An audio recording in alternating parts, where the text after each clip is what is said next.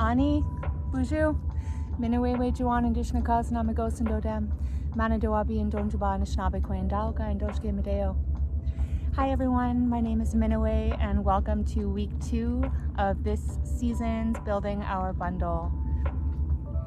Today we're going to talk a little bit about the power and the beauty of shorelines, and we're going to practice one way of visiting these shorelines. Not all of us have the opportunity to come and sit at the water's edge like this. But if we think about shorelines in a more open way, we can find that there are many other opportunities for us to develop this listening practice, even if we can't come to the water's edge. If we think about shorelines as that place of coming together of two worlds, if we think about the shoreline as the coming together of land and water, then we begin to see that shorelines actually exist in so many different areas of our life. And yeah, they might look like this. Or it could look like this. Or it could look like this.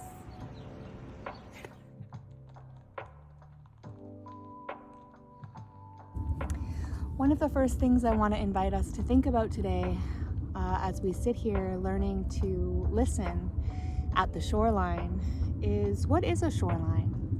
What does it represent?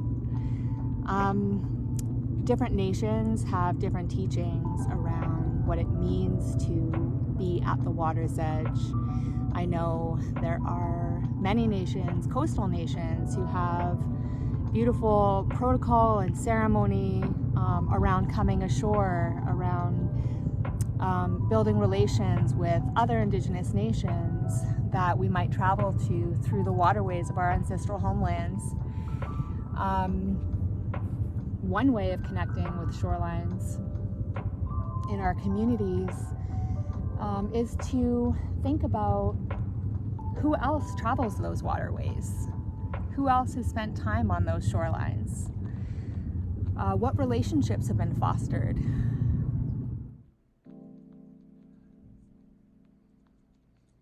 Indigenous nations around the world understand the sacredness of water and have their own teachings and protocols about where the water comes to meet the land, about shoreline and how we come to greet each other between and within our own nations. What can shorelines teach us about how to be in good relation with each other and also with our other relatives in creation?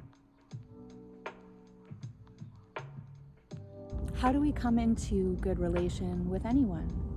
We come into relation through communication, through care, through respect, through reciprocity.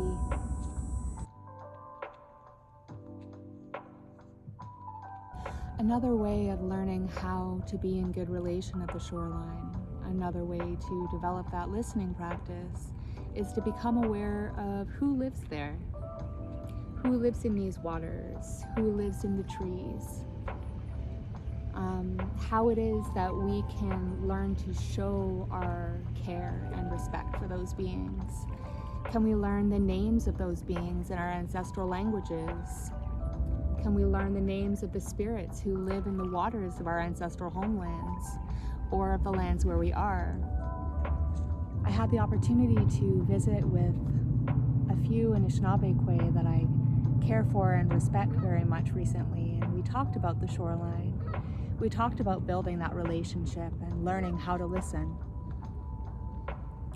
One of them reminded me to think about how often I prioritize sitting with our First Mother.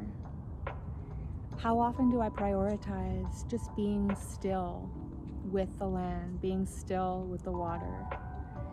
How often do I give myself the opportunity to listen? How often am I quiet enough to listen?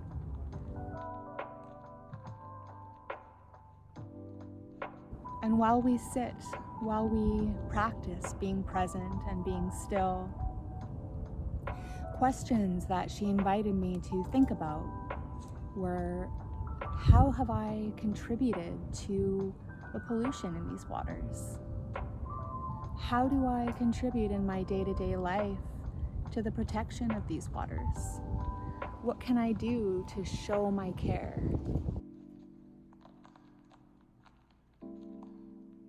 Listening and communicating is about more than using our ears. It's about more than what's said. We listen with our whole beings just like we communicate with our whole beings. So when we sit at the shoreline and hope to be able to develop that listening practice, I want to invite you to listen with your whole being. Try and bring yourself to a place where you can be present with the water and watch and observe, listen to the sounds, smell the smells. See if you can identify the different ways that the light is bouncing off the water. Maybe there are waves. Maybe it's calm. Maybe it's quiet.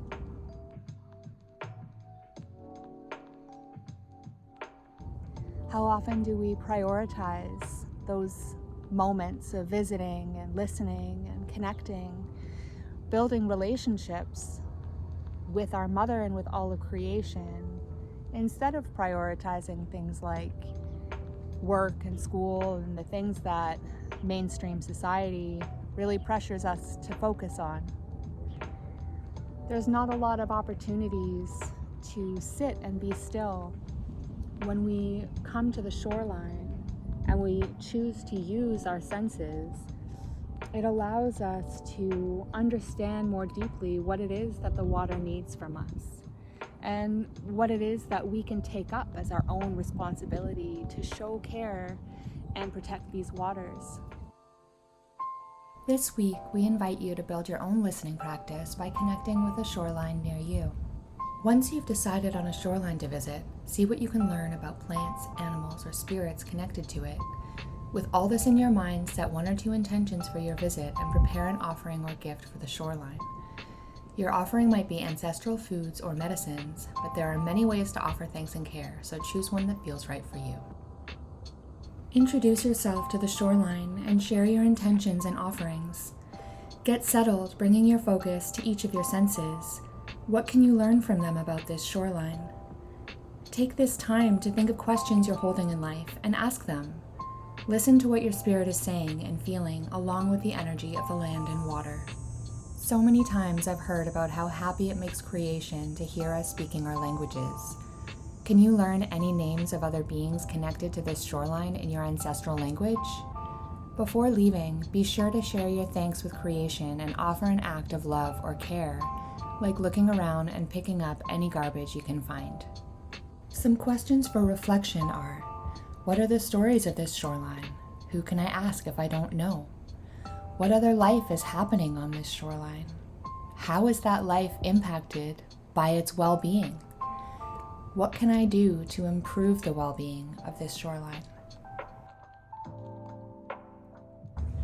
One of the things that I was reminded of in those visits I mentioned was the importance of care and reciprocity in building the relationship and in developing that listening practice and that connection with the shoreline.